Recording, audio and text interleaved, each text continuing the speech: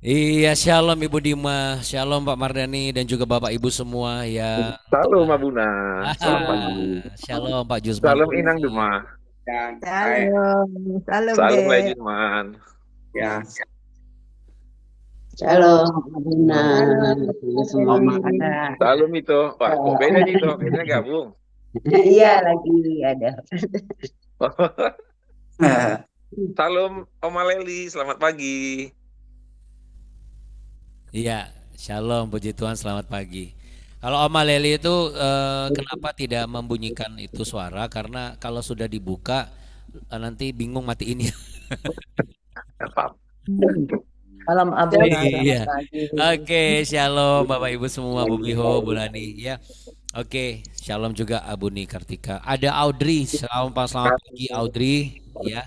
Dan juga Bapak Ibu semua hari ini yang sudah gabung ya, ada Bu Acen, juga Bu Dora, Pak Hendri, Bu Natalia. Puji Tuhan, haleluya. Baik, saudara, sudah saatnya untuk kita mulai.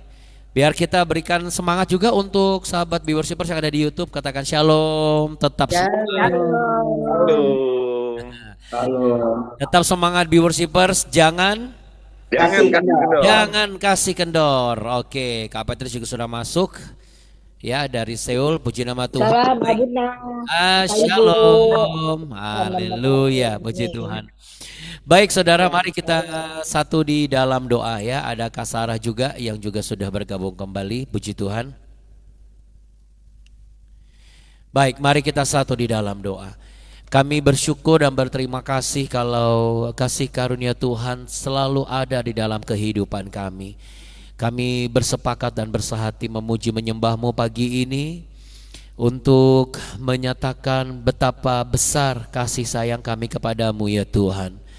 Kami berdoa bagi yang belum bisa bergabung kiranya tetap bersemangat di BW di YouTube channel dan tetap mengikuti pertumbuhan dan juga kehidupan yang selalu dituntun oleh pelita kebenaran firman Tuhan agar kami hidup selalu di bawah terang firman-Mu.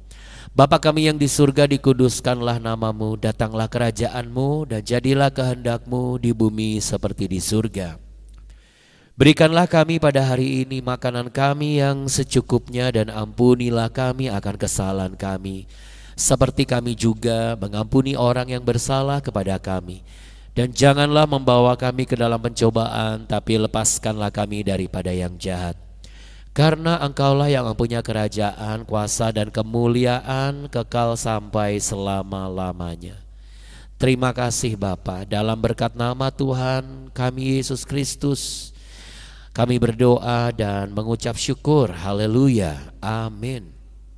Puji Tuhan. Ya, sudah bergabung juga Ibu Sinai dan juga Ibu Sekar. Haleluya, puji Tuhan. Baik, kita naikkan satu pujian saudara.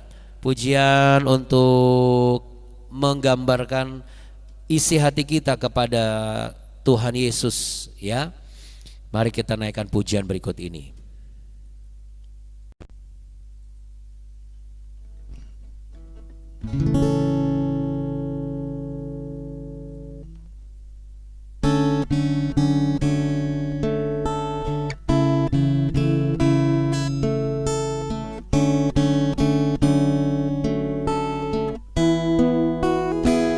Kasih Tuhan sungguh mulia,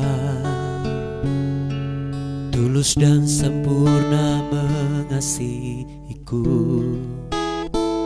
Pengorbanan di Kalvari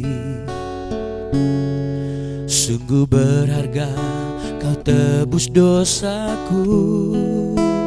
Terpujilah Tuhan Yesus, ditinggikan di atas pujian.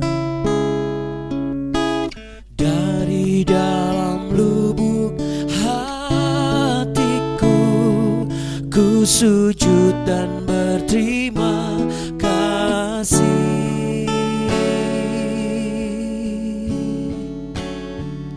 Kasih Tuhan tak bersyarat, tak seperti cinta yang ada di dunia, selalu memberi lebih dari yang layak ku terima di hidupku. Terpujilah Tuhan Yesus, ditinggikan di atas pujian.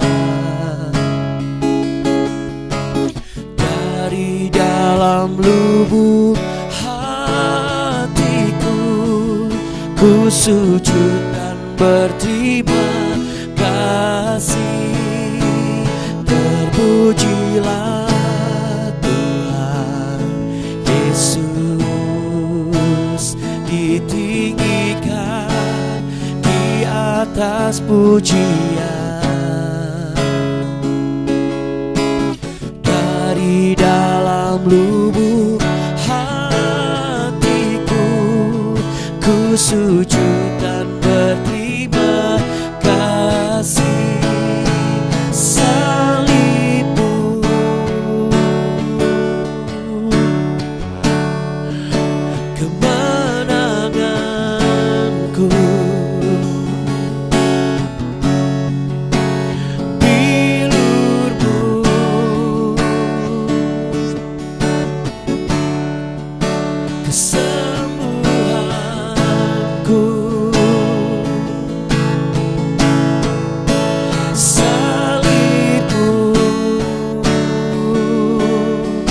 Amin Tuhan, kemenanganku,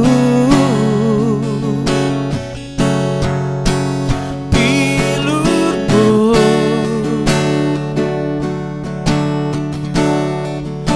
kesembuhanku. Oh, dari dalam lubuk hatiku, ku sujud dan berterima kasih. Terpujilah Tuhan Yesus, ditinggikan di atas pujian.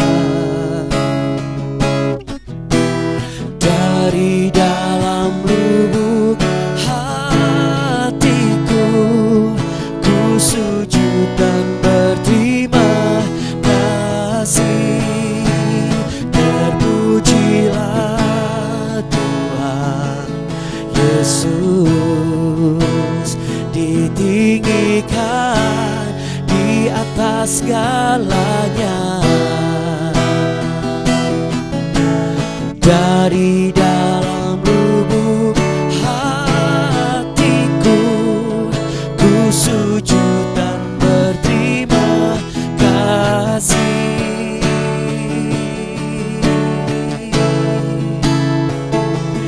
Ku sujud dan berterima kasih. Yesus, ku sujud dan berterima kasih.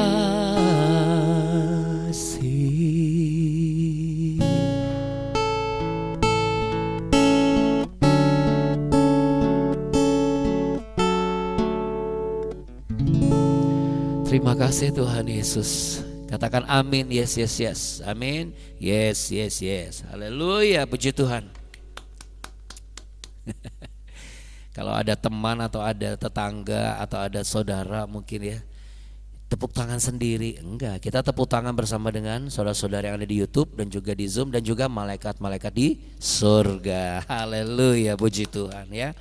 Baik saudara, dalam kehidupan ini ada hal yang tidak bisa kita hindari, yaitu ketika satu masalah atau pergumulan atau kejadian ternyata menggoreskan sebuah luka di dalam kehidupan kita. Ya, Jadi hari ini di Ayub pasal yang kelima nanti yang kita baca itu kita akan belajar sesuatu hal yang sangat juga practically. Dan saya percaya ya hopefully ketika saya jelaskan semuanya everything going smoothly untuk dipercaya dan diterima oleh Bapak Ibu sekalian. Sehingga ini bisa dijadikan sebagai guidance yang akan membantu saudara semua benar-benar bisa bertahan dan juga bisa menjalani hidup, bekerja, beraktivitas dengan tanpa ada beban. Ya. Oke, kita buka dulu di Ayub pasal yang kelima.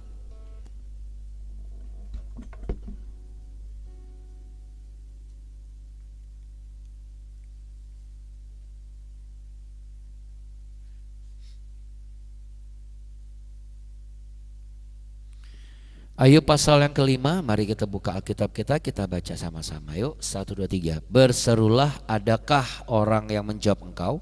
Dan kepada siapa di antara orang-orang yang kudus engkau akan berpaling? Sesungguhnya orang bodoh dibunuh oleh sakit hati dan orang bebal dimatikan oleh iri hati. Aku sendiri pernah melihat orang bodoh berakar, tetapi serta-merta kukutuki tempat kediamannya. Anak-anaknya selalu tidak tertolong, mereka diinjak-injak di pintu gerbang tanpa ada orang yang melepaskannya.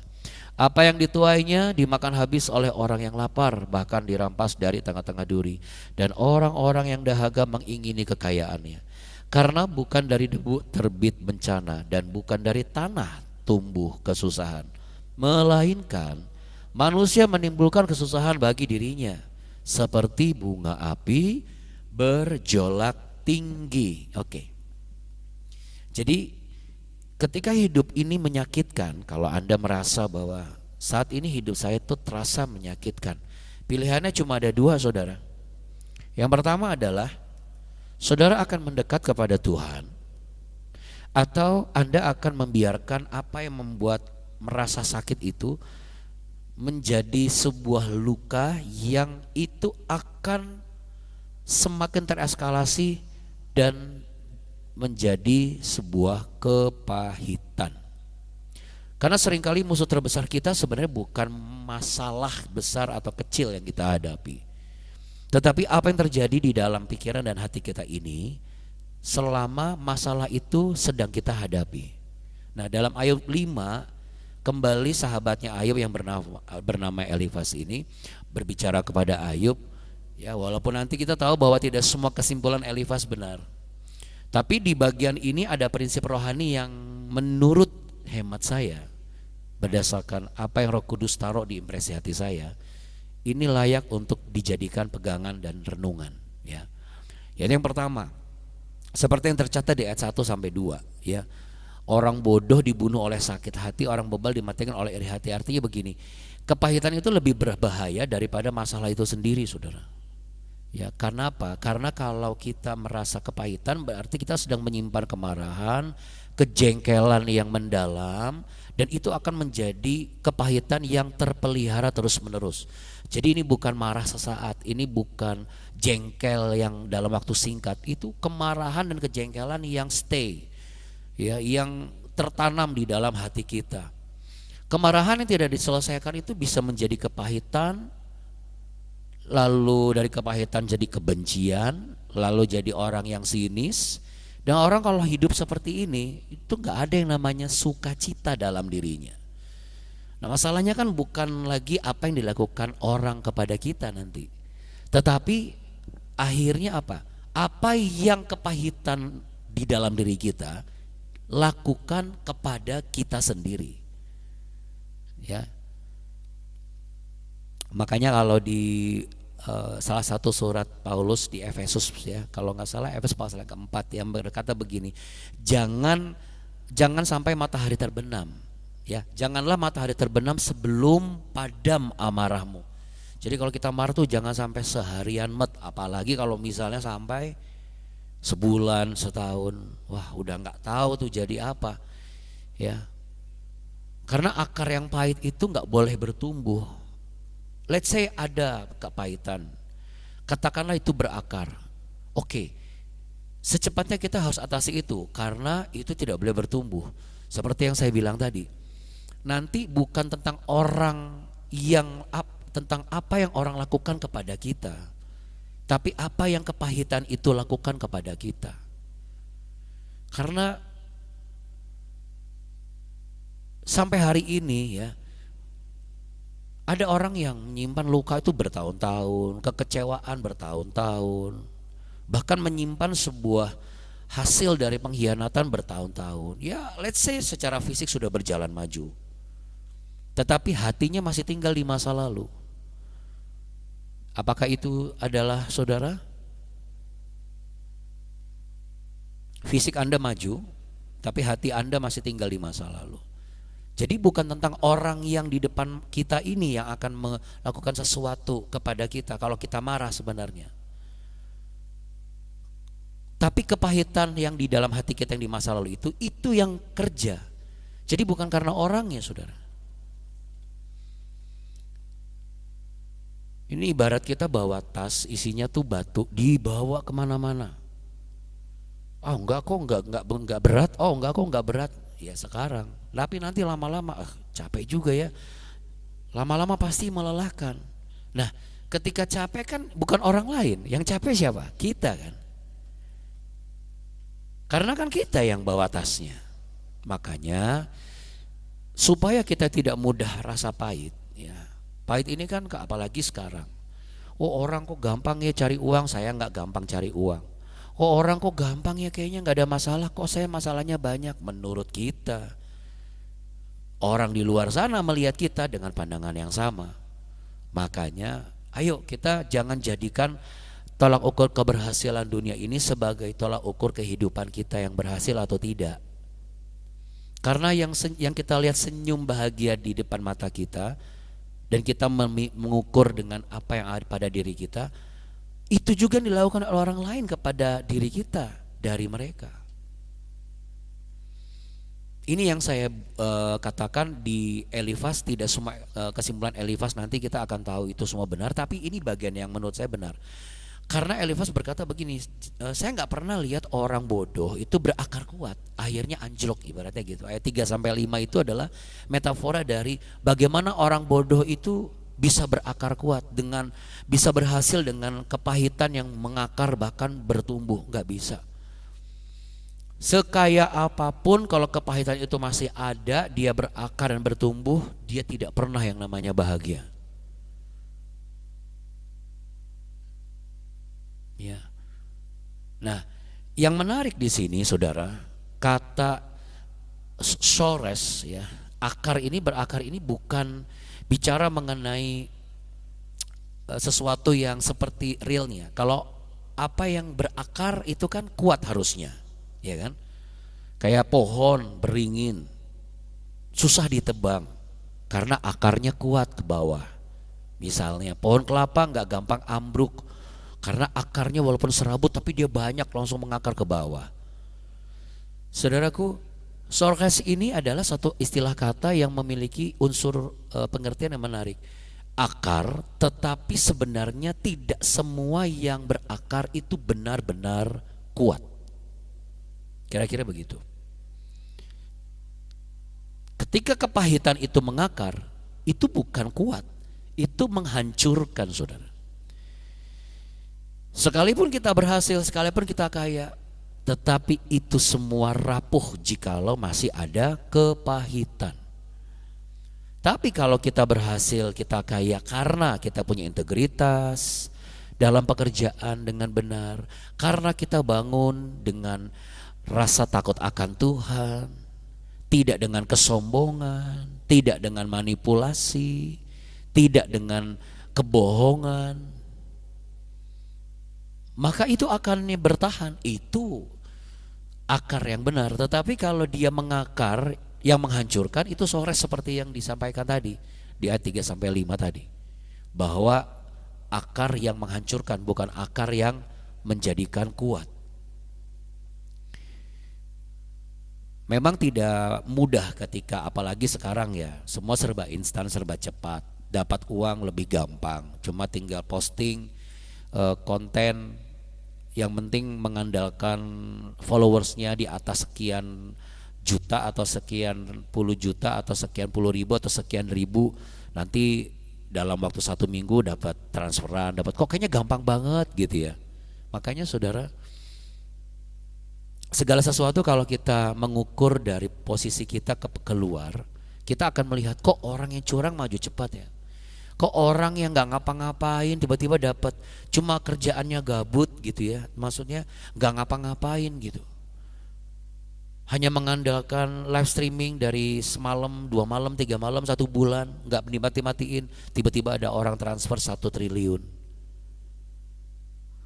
Sedangkan saya yang kerja banting tulang dengan menjaga integritas untuk dapatin jangankan 1 T, 1 PJ aja puluhan juta aja kayaknya sulit banget.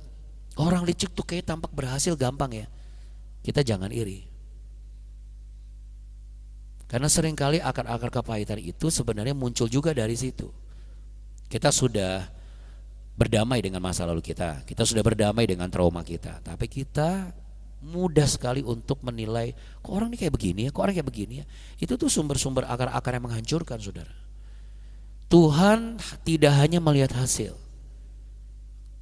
Tuhan juga melihat pondasi kita ini menjalani hidup ini seperti apa.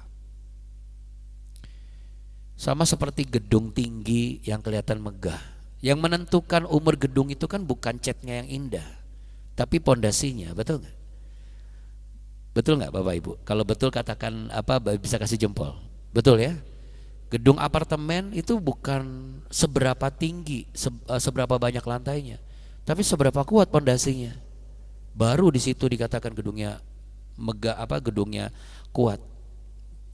Apa artinya kalau catnya bagus, fasilitasnya bagus, tapi ternyata pondasinya nggak kuat?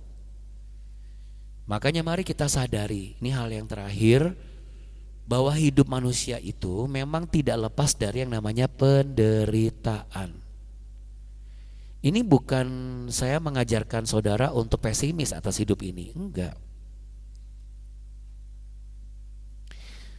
Tapi memang seperti itulah adanya. Kita harus jujur juga dan terbuka dengan kenyataan hidup ini, bahwa kenyataannya hidup memang tidak lepas dari penderitaan. Sekaya apapun bisa menderita sakit kanker, setampan apapun tiba-tiba usia muda meninggal, sehebat apapun karir ternyata ada kelainan jiwa. Tidak ada manusia yang sempurna. Penderitaan, jerih lelah, pergumulan hidup itu bagian dari kehidupan manusia. Makanya di ayat 7 disebut sebagai seperti bunga api berjolak tinggi. Ya, bunga api ini dalam bahasa Ibrani disebut resef. Apa itu resef? Pergumulan sebagai bagian dari realitas kehidupan manusia. Tapi ada 2 hal nih. Kita manusia yang hidup dalam dosa atau manusia hidup dalam Tuhan. Jadi kalau memang kenyataannya hidup ini selalu ada penderitaan, mari kita hidup di dalam Tuhan.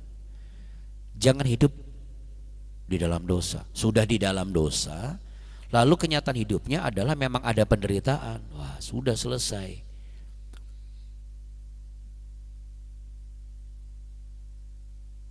Jadi mari kita sebagai orang percaya hidup di dalam Tuhan, kita bisa mengakui bahwa hidup ini tidak akan ada tanpa adanya pergumulan. Pasti ada pergumulan. Nah, benefitnya apa kalau saya mau berubah hari ini misalnya? Oke deh, saya jarang berdoa, saya jarang mengingat Tuhan. Saya sekarang mau mengingat Tuhan deh. Benefitnya apa? Benefitnya adalah ketika engkau di dalam Tuhan, engkau menghadapi pergumulan itu tidak sendirian. Karena Allah itu bagi kita tempat perlindungan dan tempat untuk mencurahkan isi hati kita saat kesesakan, dan itu sangat terbukti. Berbeda ketika kita di dalam dosa. Dosa tidak akan bisa memberimu kekuatan saat menghadapi pergumulan. Mungkin hari ini ada yang sedang menghadapi tekanan pekerjaan, pergumulan keluarga, masalah kesehatan, atau ada rasa cemas, masa depan saya seperti apa ya. Jangan heran seolah-olah sesuatu yang aneh terjadi. Karena apa? Karena pergumulan itu adalah bagian dari hidup manusia. Tapi kalau manusia dalam dosa tidak ada penyertaan apapun. Tapi kalau manusia yang hidup di dalam Tuhan, di dalam tuntunan firman Tuhan, maka penyertaan Tuhan juga menjadi bagian hidup orang itu. Selain ada pergumulan, ada penyertaan Tuhan. Yang mau mengerti katakan amin. Iya. Kalau Bapak Ibu masih ingat yang waktu itu masih bersama dengan Abuna dalam perjalanan dari Cengkareng ya, Suta menuju ke Jordan atau menuju ke Mesir atau langsung ke Israel waktu itu ya, sebelum ada perang berkecamuk dan lain sebagainya. Kalau kita naik pesawat saudara, kita mau ke Abu Dhabi atau ke Dubai, kan selalu ada turbulensi. Tapi turbulensi itu kan bukan berarti pesawat itu jatuh. Seringkali itu hanya bagian dari perjalanan menuju satu tujuan, betul enggak? Iya kan? Tapi karena pesawat itu dibuat dengan sangat baik, yang membawa pun juga berpengalaman, berpengetahuan, turbulensi itu menjadi bagian dari perjalanan menuju ke satu tujuan. Bukan sebagai pertanda pesawat itu akan jatuh. Tapi kalau yang membawa itu orang tidak berpengalaman, bahannya pun juga tidak baik, mesinnya tidak terawat, begitu turbulensi, jangankan turbulensi, begitu dia take off, belum jatuh, dia pun akan merasa wah jatuh nih, sama. Kalau orang hidup selalu dalam dosa, kegelapan, gak pernah ngerti firman Tuhan, taunya cuma ke gereja, taunya cuma didoakan, gak pernah berdoa, begitu ada goncangan, wah hancur nih, wah masalah nih, wah kelar nih, pasti gitu. Kenapa? Tidak ada pengalaman dan tidak ada keyakinan bahwa ada penyertaan Tuhan. Tapi sekalipun turbulensi dalam kehidupan itu dahsyatnya luar biasa, kita sebagai orang percaya akan tetap mengatakan bahwa ini hanya bagian perjalanan hidup saya menuju ke satu tujuan yang mulia, di mana Tuhan sedang merancangkan masa depan buat saya. Amin saudara. Amin. Mari jadi kita sepakat ya hari ini, jangan simpan kepahitan ya, jangan pelihara kepahitan. Lebih baik pelihara apa? Pelihara tumbuh-tumbuhan ya, pelihara ikan hias atau lain sebagainya ya. Lalu kemudian yang kedua, jangan bangun hidup kita dengan pondasi yang salah tapi pondasi yang benar. Jangan dunia terus. Ingat saudara, kalau dunia terus kita jadi gak imbang, karena pergumulan itu tidak kelihatan secara kasat mata dunia.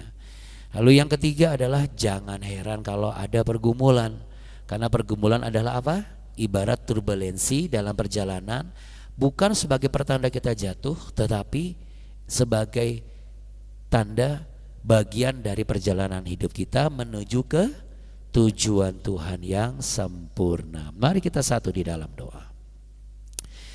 Terima kasih ya Tuhan Yesus, biarlah kami sepakat mulai hari ini kami tidak mau memelihara kepahitan kami. Kami mau cabut, kami mau buang jauh. Semua pengertian yang lama ini semua sudah dibongkar oleh Tuhan, dan Roh Kudus yang akan membantu kami sehingga kami gak mudah iri sama orang, gak mudah tersinggung, karena terkadang itu juga cikal bakal dari akar-akar kepahitan itu sendiri. Dan Tuhan, biarlah kami mau membangun hidup kami dengan pondasi yang benar, yaitu dengan firman Tuhan setiap hari, setiap pagi. Melalui BW ini kami terus dituntun, dapat guidance, dapat kisi-kisi hidup kami, sehingga kami siap dan selalu percaya dan yakin bahwa penyertaan Tuhan selalu ada. Karena semakin kami tahu firman Tuhan, maka semakin berpengalamanlah kami dalam menjalani hidup ini sekalipun ada turbulensi yang terjadi. Dalam nama Tuhan Yesus, mulai hari ini kami mau selalu mendekat, semakin dekat kepada Tuhan. Semakin sakit hati ini, semakin dekat kepada Tuhan. Semakin berat hidup ini, semakin melekat hidup ini di dalam Tuhan. Untuk itu saudara, bukalah tangan saudara, terimalah berkat damai sejahtera, cinta kasih Tuhan Yesus. Kiranya Allah Bapa di sorga memberkati engkau dan melindungi engkau hari ini. Tuhan menyinari engkau dengan wajahnya dan memberi engkau kasih karunia. Ia menghadapkan wajahnya kepadamu untuk memberimu kekuatan, damai sejahtera, dan membantu untuk yang ujian, untuk yang bekerja. Memberkati setiap tempat studi, tempat pekerjaan, wilayah engkau tinggal, bahkan di mana engkau menetap, termasuk juga bangsa negara kita Indonesia. ada dalam curahan berkat Tuhan dan damai sejahtera dan pemeliharaan Tuhan. Terima kasih ya Bapa, yang Engkau sudah menyembuhkan yang sakit, Engkau sudah memulihkan yang terluka, Engkau sudah menguatkan yang lemah, dan Engkau siap untuk memberkati kami hari ini, esok, dan selama-lamanya.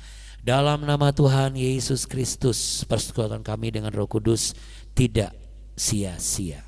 Yang sepakat dan percaya sama-sama katakan amin. Amin ya saudara. Ingat, pergumulan adalah bagian hidup kita, tetapi kepahitan tidak harus jadi bagian hidup kita. Keputusan ada di tangan kita. Tuhan Yesus memberkati. Amin.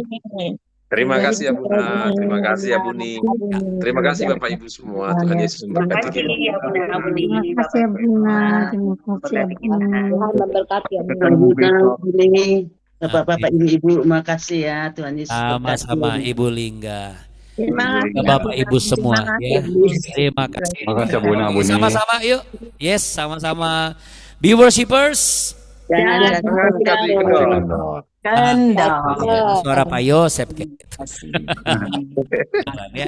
Bu Sekar, terima kasih banyak ya. Dan juga Bapak Ibu semua tetap semangat. Sampai jumpa besok. Oke, dah. Tuhan memberkati.